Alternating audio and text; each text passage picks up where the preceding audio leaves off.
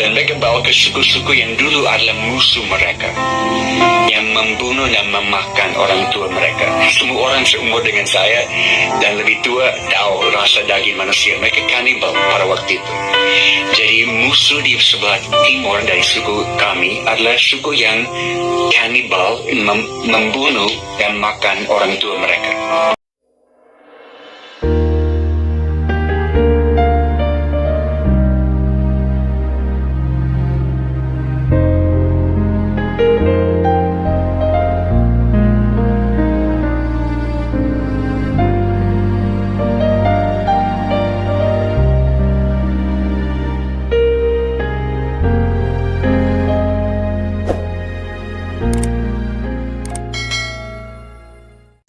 Shalom saudara terkasih, puji Tuhan, kembali lagi di YouTube channel ini. Di video kali ini aku mau nge-share sebuah kesaksian dari Pastor Jim Alanyos. Hamba Tuhan ini melayani pekerjaan Tuhan yang ada di Papua. Selengkapnya jangan di skip, tonton terus sampai habis. Saya hanya bisa bicara tentang diri sendiri, bukan orang lain. Banyak tahu kami 45 tahun di Papua, dan tahun 77 waktu kami datang, saya dan istri baru nikah dan kami punya panggilan dalam hidup ini. Kami mau buat pelayanan yang orang lain tidak bisa buat atau tidak mau buat. Kalau orang lain bisa, silakan. Kami mau cari pelayanan yang orang lain tidak mau.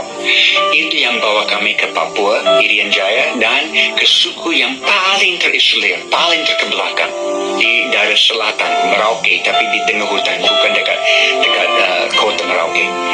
Dan kami masuk dengan pesawat air, turun di sungai dan mulai menyatu dengan satu masyarakat yang belum pernah ketemu orang dari luar. Kami yang pertama.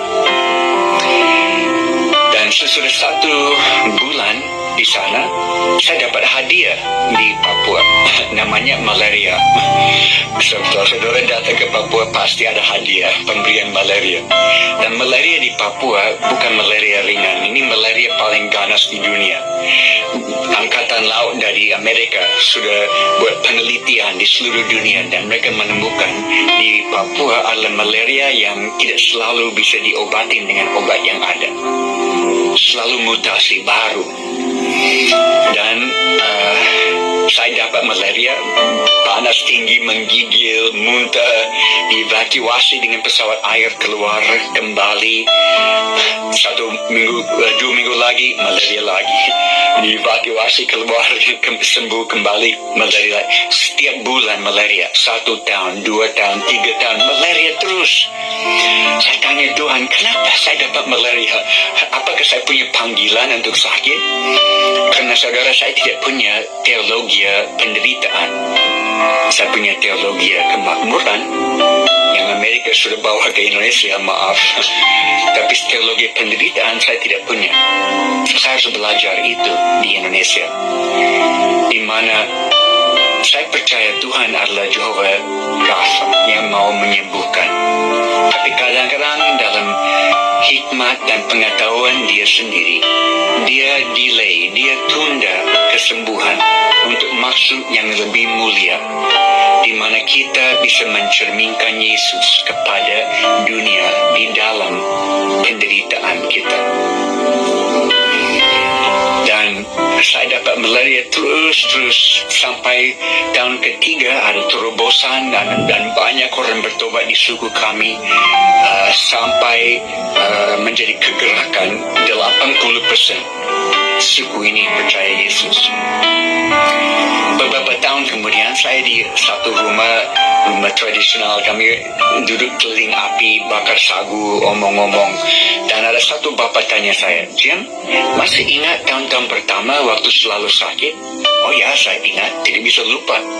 Kami lihat Jim jatuh sakit, dibawa keluar, kami pikir dia tidak akan kembali. Tapi kembali lagi, jatuh sakit lagi, dibawa keluar, kami pikir dia tidak akan kembali. Tapi kembali lagi. Ini mulai bicara kepada hati kami bahwa Jim bawa berita yang begitu penting, kami harus dengar ini. Apakah saudara bisa tangkap ini? Tuhan pakai penderitaan dalam hidup saya sebagai persiapan bagi Injil di dalam hidup mereka. Dan kalau saya bisa menderita supaya satu suku datang kepada Tuhan, why not? Kenapa tidak? saya mulai kehilangan kemampuan lihat dengan mata kiri. Dan obat malaria itu keracunan, dan kalau dimakan terus bertahun-tahun bisa bikin mata buta. Dan saya mulai buta mata kiri.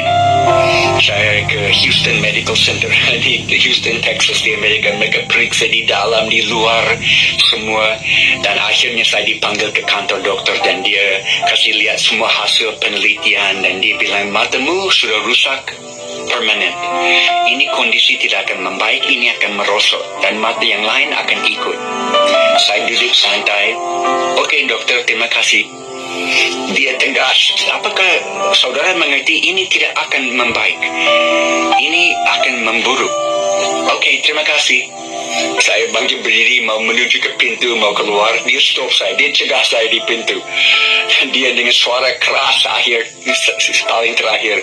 Dan saya tidak bisa jamin kalau saudara kembali ke Papua dan dapat malaria satu kali lagi, bisa buta total. Terima kasih dokter. Saya tahu dari dunia medis tidak ada penjelasan kenapa saya bisa melihat. Tapi Tuhan beri kasih karunia cukup. 1 hari demi 1 hari bagi saya. Itu cukup. Dan kalau saya bisa kehilangan mata karena satu suku datang kepada Tuhan, why not? Kenapa tidak? Kami punya 3 anak perempuan yang lahir besar di hutan Papua. Kami homeschool mereka supaya mereka ada dalam tim pelayanan bersama kami. Dan mereka dapat malaria ratusan kali, ulang-ulang. Dan 2, anak pertama, anak kedua hampir meninggal dalam koma 1 minggu, tidak sadar. Dan obat tidak menolong, dan tidak ada pesawat untuk evakuasi. Kami hanya basuh mereka dengan air dan doakan, dan akhirnya sesudah 1 minggu Tuhan kembalikan mereka kepada kami. Tapi susah, tidak gampang sebagai ayah yang bertanggung jawab. Ada rekan-rekan misi yang lain yang tegur saya. Mereka bilang, Jim tidak bertanggung jawab. Ini terlalu bahaya, harus pulang ke Amerika, tidak bisa tetap di tengah hutan.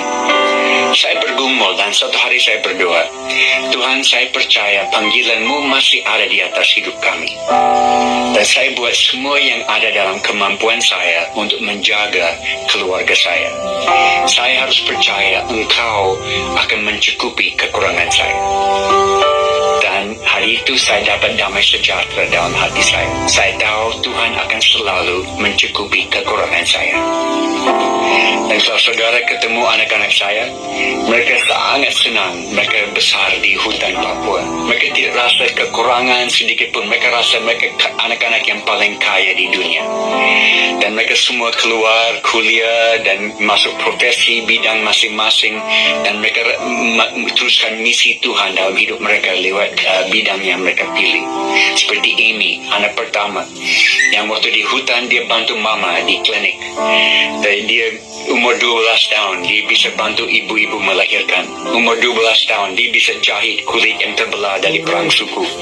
Umur 12 tahun, dia bisa pasang tulang yang patah. Akhirnya dia ikut kuliah medis di Amerika supaya dia bisa dapat teori yang sesuai dengan praktik yang dia sudah tahu. Dan dia kembali, dan sekarang di kota di mana kami tinggal di Sentani, dia buka klinik kesehatan, di mana banyak orang datang dan tubuh dijamah Tuhan dan rohnya dijamah Tuhan. Dan dalam COVID ini, klinik kami sekarang setiap hari melayani 600 pasien. Karena semua takut ke rumah sakit karena COVID ada di situ. Jadi mereka datang dan tetap dilayani dengan apa yang ada pada kami. Mungkin saya akhir dengan satu cerita terakhir. Pada satu saat kami mau buat baptisan air di suku di samping suku yang kami layani di pedalaman. Karena waktu kami lihat kegerakan di suku kami ajar mereka langsung. Injil dibawa kepadamu supaya bisa kamu bawa ke suku yang lain. Jadi mereka jadi missionaries langsung jadi. Dan mereka bawa ke suku-suku yang dulu adalah musuh mereka, yang membunuh dan memakan orang orang tua mereka. Semua orang seumur dengan saya dan lebih tua tahu rasa daging manusia. Mereka kanibal pada waktu itu. Jadi musuh di sebelah timur dari suku kami adalah suku yang kanibal, membunuh dan makan orang tua mereka. Tapi mereka balas dengan kasih Tuhan luar biasa. Dan kami masuk satu kali untuk baptisan air pertama di tengah-tengah suku itu. Dengan pesawat air kami take off dari di sungai kami di kampung kami, dan saya satu penetua jemaat dan pilot 3 orang. Karena di mana kami mau turun itu sungai sempit, kecil dan tidak bisa terlalu berat, harus ringan. Karena pesawat hanya bisa landing dan take off di sungai yang tanjung cukup memungkinkan. Jadi kami turun dari pesawat dan pilot bawa pesawat ke tempat lain, layani missionaries yang lain. Nanti sore akan datang jemput. Hari itu kami buat baptisan air, banyak orang dibaptis, ada banyak makan dan kami nikmati hari itu. Sore pesawat mau datang jemput dan kami lihat awan-awan hitam yang berkumpul di bagian timur dan sebentar akan ada hujan. Okey, kami harus naik pesawat cepat. Pesawat turun, kami siap-siap naik, tapi karena hujan mau turun, pilot tidak punya waktu untuk cek slot-slot pelampung-pelampung yang ada retak-retak dan air bisa masuk ke dalam, bikin berat pesawat. Dia selalu pompa air keluar dari slot-slot itu, tapi dia tidak punya waktu karena hujan mau datang. Dia putar pesawat ke ujung tanjung, dia mau mulai take off. Dan waktu dia mulai dapat kecepatan cukup, dia tidak bisa naik. Karena angin yang tiup dari bagian timur tiba-tiba berubah 180 derajat dan datang dari bagian barat. Tidak ada kawasan angin, tidak bisa tahu. Tapi waktu dia coba naik, angin dari belakang menahan pesawat di bawah. Sampai kami mendekat ujung tanjungnya di mana semua belok ke kiri tidak kelihatan lagi. Dia full gas dan pesawat naik sedikit di atas air dan mulai keluar di atas tanah.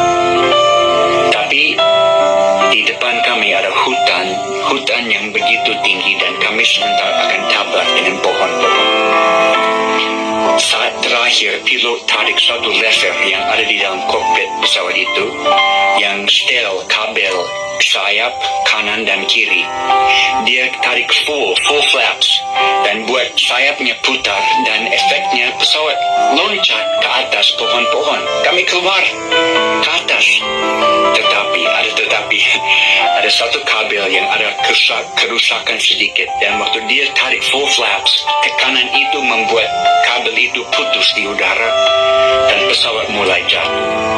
Tidak bisa dikendalikan oleh manusia, tapi bisa dikendalikan oleh Tuhan. Seperti suku ini, orang-orang di suku ini selalu bilang, jam waktu pesawat naik ke atas, Tuhan memegang sayapnya. Dan hari itu betul Tuhan memegang sayapnya. Karena kalau kami turun dan jatuh ke tengah-tengah hutan yang padat, pasti terbakar, hancur total, tidak bisa hidup. Tapi pesawat jatuh ke bagian kiri, di mana sungai sudah belok ke situ, tidak kelihatan dari kami.